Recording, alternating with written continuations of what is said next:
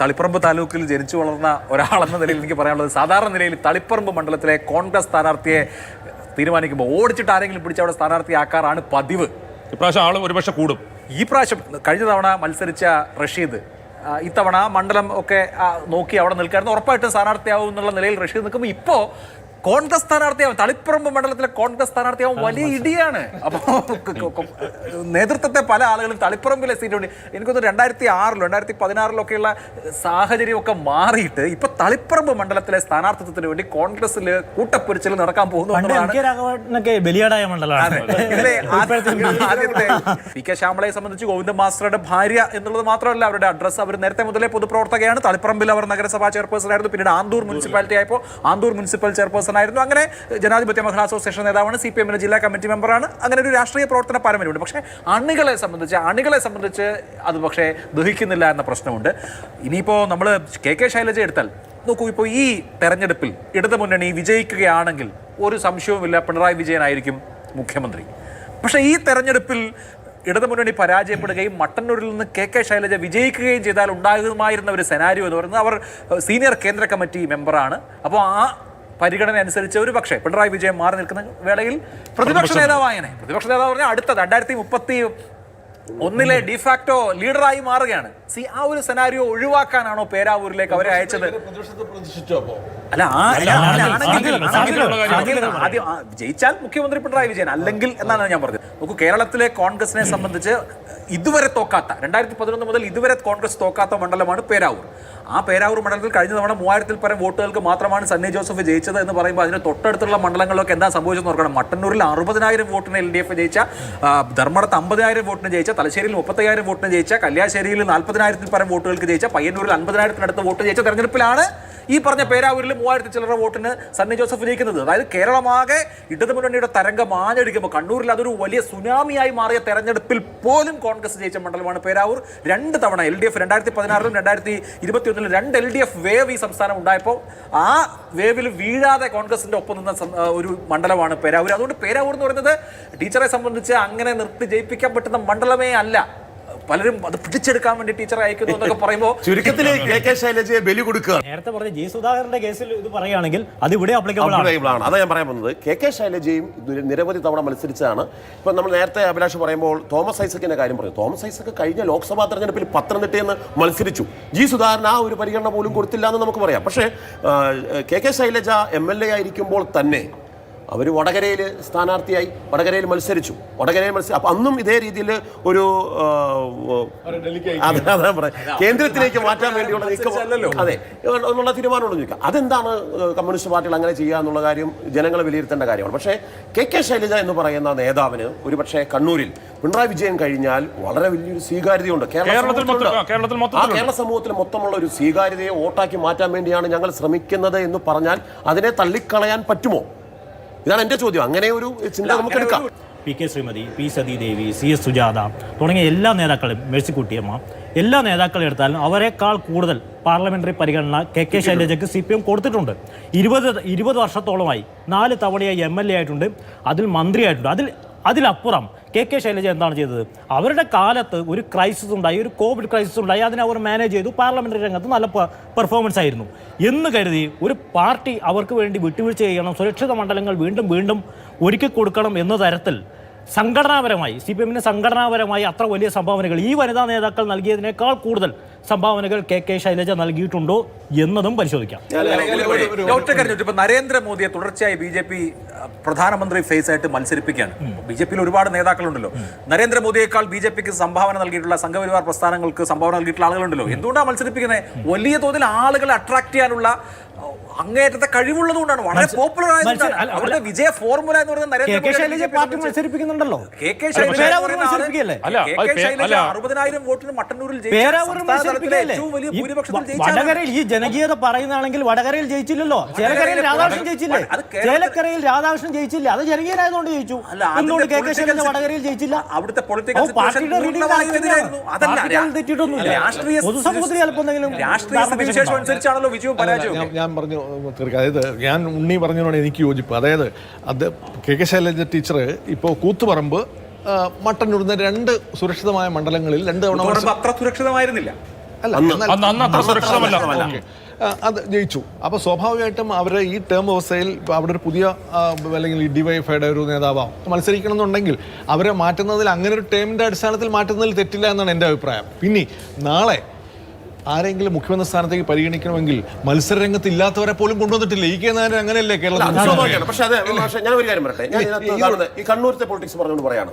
ഞാൻ ഇപ്പോൾ അടുത്തിടെ കണ്ടതിനകത്ത് ഏറ്റവും നല്ല സ്പീക്കറായിരുന്നു ഷംസീർ. അദ്ദേഹത്തിന് സീറ്റില്ലെന്നാണ് കേൾക്കുന്നത്.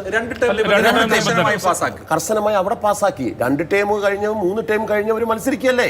ഇപ്പൊ മുഖ്യമന്ത്രിക്ക് എക്സെപ്ഷണൽ കേസായിട്ട് മുഖ്യമന്ത്രിക്ക് ധർമ്മടത്ത് വീണ്ടും അദ്ദേഹം മത്സരിക്കുന്നു. 2 ടേം വ്യവസ്ഥ കഴിഞ്ഞിട്ട് 3ാമത് മത്സരിക്കുന്നു. കെ ശൈലജയുടെ ജനപിന്തുണ അല്ലെങ്കിൽ അവർക്കുള്ള ഇമേജ് അതെല്ലാം പരിഗണിച്ച് അവർക്കും ഈ പറയുന്ന ഇളവ് കൊടുക്കുന്നു. പക്ഷേ അവർക്ക് ഒട്ടും സുരക്ഷിതമല്ലാത്തൊരു സീറ്റ് കൊടുക്കുന്നു.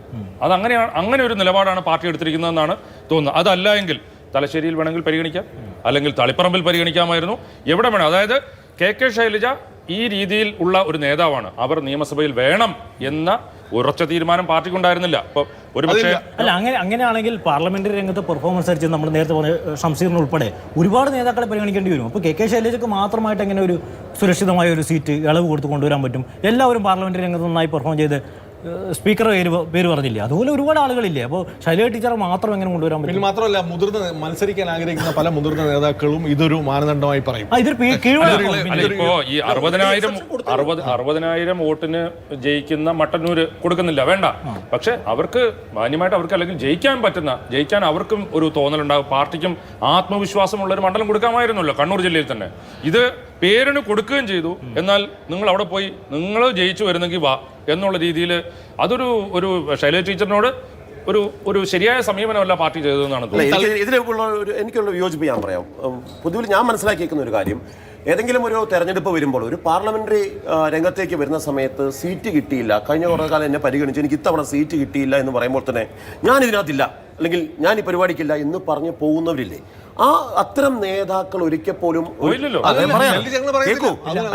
ഞാൻ പറയാം. പൊതുവെ ഇതിനകത്ത് CPM-ന്റെ സംസ്ഥാന സെക്രട്ടേറിയറ്റിനകത്ത് അമർഷം അറിയിച്ചു എന്നുള്ള വാർത്ത ഒന്നുകൂടി ഞാൻ പറഞ്ഞാണ്. കെ ശൈലജ അങ്ങനെ അമർഷം അറിയിച്ചു എന്നുള്ളത് അങ്ങനെ പറയാം. പക്ഷെ ഓർക്കേണ്ട കാര്യം, മുമ്പ് കോടിയേരി ബാലകൃഷ്ണൻ പറഞ്ഞിട്ടുണ്ട് എത്ര പേര് MLA ആകുന്നു, എത്ര പേര് പഞ്ചായത്ത് മെമ്പർ ആകുന്നു. ഒരു പഞ്ചായത്ത് മെമ്പർ പോലും ആകാത്ത ദശലക്ഷക്കണക്കിന് പേർ അതിനകത്ത് പാർട്ടി മെമ്പറായിട്ടുള്ളവർ, അവരാണ് ഈ പാർട്ടിയെ നയിക്കുന്നത്. അപ്പോൾ എനിക്കിത് കിട്ടിയില്ല എന്ന് കരുതി തെരഞ്ഞെടുപ്പ് മുഖത്ത് നിൽക്കുമ്പോൾ ഞാൻ മാറുന്നു അല്ലെങ്കിൽ എനിക്കിനകത്ത് അസംതൃപ്തി ഉണ്ട് എന്ന് പറഞ്ഞ് മാറുന്നത് ശരിയാണോ എന്ന് ഈ മുതിർന്ന നേതാക്കൾ, അതിപ്പോ ജി സുധാകരനായാലും ശരി, MM മണി ആയാലും ശരി, കെ ശൈലജ ആയാലും ശരി, ഓർക്കേണ്ടതല്ലേ? അതിനോട് ചേർത്ത് തളിപ്പറമ്പൂടൊന്ന് പറഞ്ഞോട്ടെ, ഈ 2 വ്യവസ്ഥകൾ അല്ലെങ്കിൽ 2 ടേമും അല്ലെങ്കിൽ ഈ പറഞ്ഞ 2 മാനദണ്ഡവും ചർച്ച ചെയ്യുമ്പോൾ തന്നെ തീരുമാനിക്കുമ്പോൾ തന്നെ എൻ്റെ അഭിപ്രായത്തിൽ ഈ 2 കാര്യങ്ങളും അവിടുത്തെ ജില്ലാ നേതൃത്വത്തിൻ്റെയോ സംസ്ഥാന നേതൃത്വത്തിൻ്റെ മനസ്സിലുണ്ടായിരുന്നു എന്ന് വേണം കരുതാൻ. ഒന്ന്, ടീച്ചറെ ഈ പറഞ്ഞ പോലെ പേരാവൂരിലേക്ക് മത്സരിപ്പിക്കുക എന്നുള്ളത് നേരത്തെ ഒരു എടുത്ത തീരുമാനമാണ്. രണ്ടാമത്തത് തളിപ്പറമ്പ്, അത് അഭിലാഷ് വിട്ടുപോയെന്ന് തോന്നുന്നു. തളിപ്പറമ്പ് അദ്ദേഹത്തിൻ്റെ പിൻഗാമിയായി, സംസ്ഥാന സെക്രട്ടറി ഗോവിന്ദൻ മാസ്റ്ററുടെ പിൻഗാമിയായി അദ്ദേഹത്തിൻ്റെ ഭാര്യ മത്സരിക്കണമെന്നുള്ള കാര്യം നേരത്തെ അത് തീരുമാനിച്ച് പ്ലാൻ ചെയ്ത് വന്നതാണ്. കാരണം അത് ഒരു വനിതാ സ്ഥാനാർത്ഥിയാണെന്ന നിലയിൽ നേരത്തെ തന്നെ അവിടെ സാധ്യതാ പട്ടികയൊക്കെ വന്നപ്പോൾ തന്നെ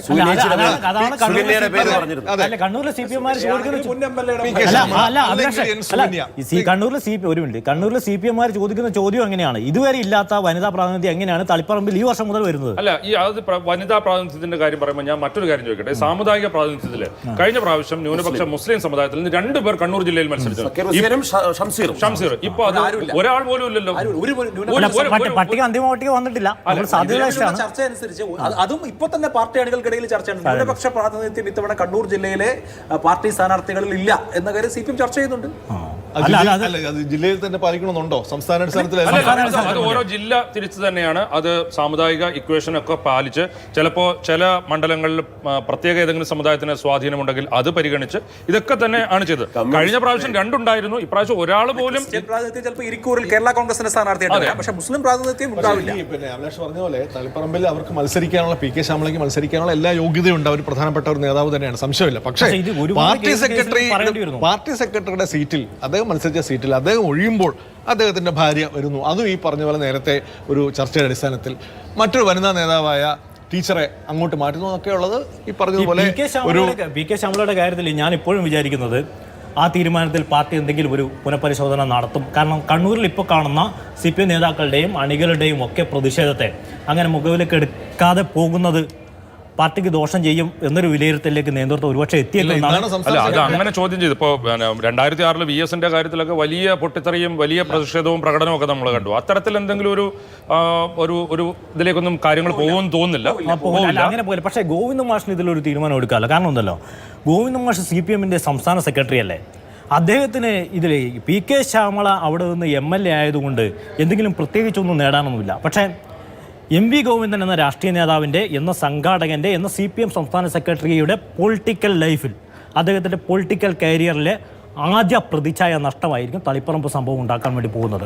അദ്ദേഹത്തിന് അത് മായ്ക്കാൻ ബുദ്ധിമുട്ടാകും. കാരണം ഇനിയുള്ള സംഘടനാ രംഗത്തെ വളർച്ചയിൽ അദ്ദേഹത്തിന് തോൽവി കൂടി സംഭവിച്ചാൽ ഗോവിന്ദ മാഷ് വലിയ വെല്ലുവിളി നേരിടും. അദ്ദേഹത്തിൻ്റെ ഔന്നത്യം വെച്ച് അദ്ദേഹത്തിന് ഏറ്റവും മനോഹരമായ ഒരു തീരുമാനം ഈ സമയത്ത് എടുക്കാൻ പറ്റുന്നത് ഈ മണ്ഡലത്തിൽ മറ്റൊരു സ്ഥാനാർത്ഥിയെ കൊണ്ടുവന്നാൽ അദ്ദേഹത്തിൻ്റെ ലീഡർഷിപ്പ് ചോദ്യം ചെയ്യപ്പെടാതെയിരിക്കും. അദ്ദേഹത്തിൻ്റെ നേതൃത്വം അണികൾ അംഗീകരിക്കും. അല്ലാത്ത ഘട്ടത്തിൽ ഗോവിന്ദ മാഷ് ഇതുവരെ ക്രിസ്റ്റൽ ക്ലിയർ ആയിട്ടുള്ള ഒരു കോമ്രേഡാണ് MV ഗോവിന്ദൻ. അദ്ദേഹത്തിൻ്റെ രാഷ്ട്രീയ ജീവിതത്തിലെ ആദ്യ പ്രതിച്ഛായ നഷ്ടവും ഒരുപക്ഷെ കളങ്കവും ഈ തളിപ്പറമ്പ് സീറ്റായി മാറാനുള്ള എല്ലാ സാധ്യതയും ഇപ്പോഴും.